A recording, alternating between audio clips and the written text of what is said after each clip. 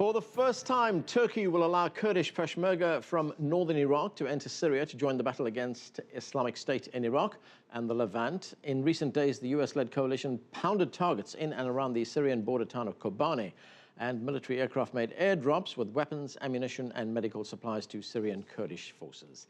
CCTV's Natalie Carney is following developments from the Turkey-Syria border. She joins us now. And Natalie, Turkey has made that announcement. It will allow Peshmerga fighters to cross over into Syria from Iraq. How significant is that announcement? Well, we need to remember about a week ago, the Prime Minister Ahmed Davutoglu did say that he would allow Syrian refugees who wish to fight in Kobane across the border to do so. But we've not seen those border gates open for these people. People have been crossing over, but they've been doing so illegally and in the still of the night. So this particular move, if it actually follows through, will be somewhat substantial. But I think we need to also understand the relationship with Turkey and the KRG, the Kurdistan Regional Government in northern Iraq and the semi-autonomous region. They've had very warm relationships over the years.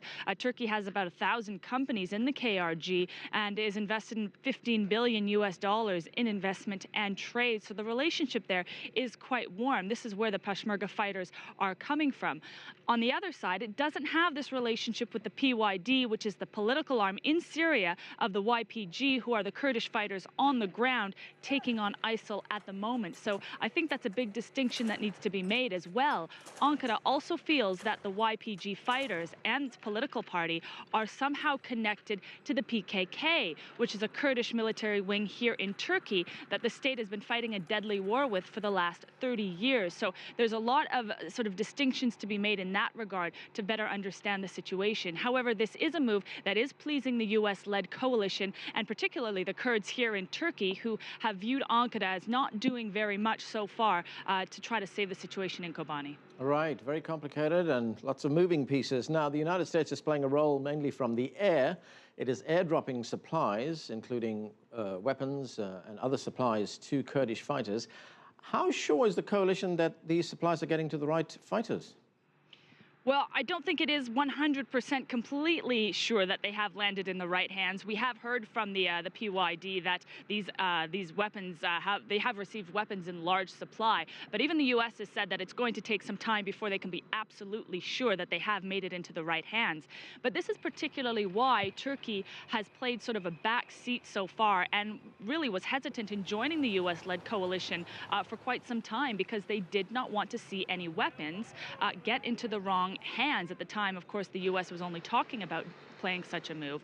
So Turkey is, has long been very fearful about these weapons getting into the wrong hands.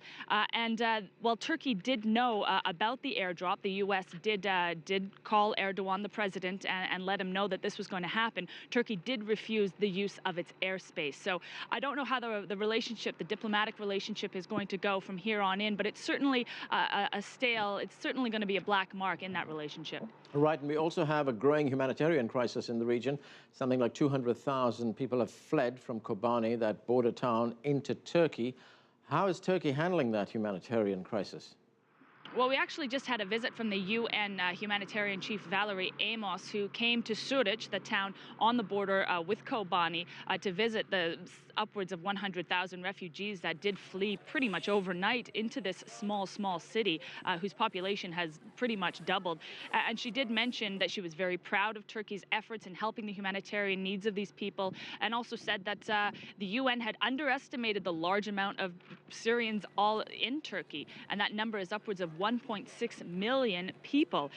Turkey is handling it quite well. It has cost them about $3.5 billion, but when you look at it compared to their GDP, that's not even 1%. So the government is able to handle the situation at the moment, unlike countries, say, like Lebanon, who also have about 1.5 million Syrian refugees, but their economy is certainly, nor is their geography, as big as Turkey. So they're not able to handle the situation quite as well. But there are certainly some concerns with the weather turning here and winter just around the corner, particularly in this area of Suruç, where many people are still sleeping on the streets. They're sleeping in mosques, they're sleeping in open spaces and in quickly built refugee camps, because again, these people sort of fled overnight. So there's a lot of concern about what's going to happen when the winter weather comes in.